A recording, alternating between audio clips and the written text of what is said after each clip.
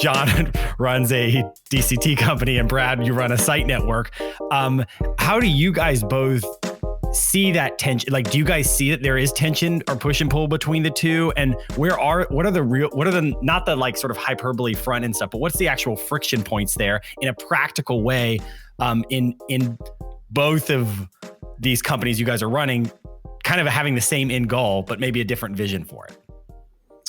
Yeah, I mean, I think from a site side, it's that we don't know, right? Like, what's the deal? Like, okay, first of all, decentralized clinical trials is so broad of a term, it's almost useless, right? Like, it can mean, okay, cool, we use e-diaries. Is that decentralization? Okay, we do that.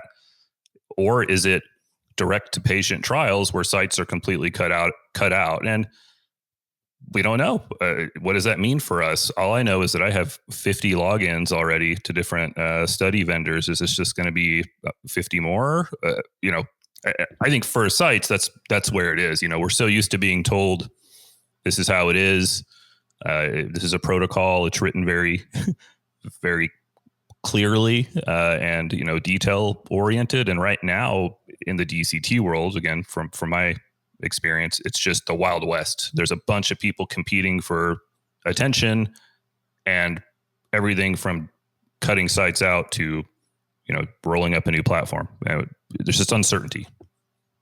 Yeah, I would say I agree with Brad. I think from my perspective, there's just a lot of, it's almost not, you're taking that there's lack of information education. And I would say I run into that, and also misinformation, right? Mm-hmm. And over the years, I think it's changing. I think it's getting better. Like, if you asked me this question 5 years ago, I had a very different answer today than I did then, right? Back then it was, no, actually we're coming in to partner with you. We're not trying to replace you. And I think now what's shifted to is when we talk about these hybrid decentralized trial approaches, what do they actually look like? What do they, like you said, what do they mean in a study?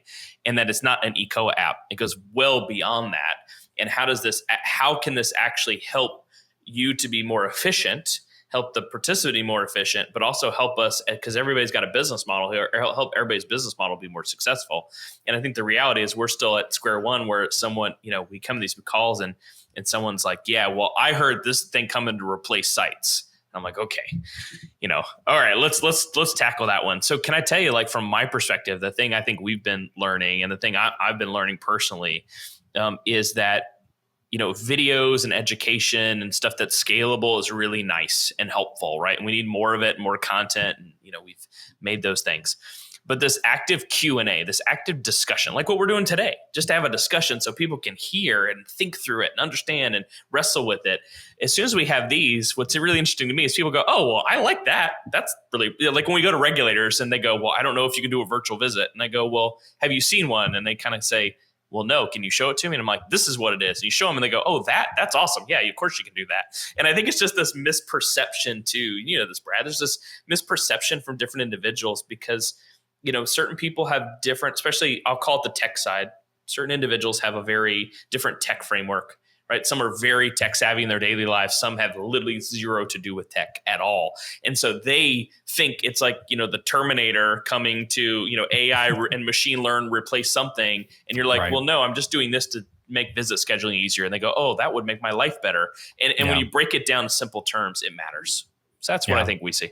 Well, and I do think, this is going to be an opportunity for sites, and it needs to be pitched that way, right? Again, sites are sort of like easily spooked to begin with, right? Think about it.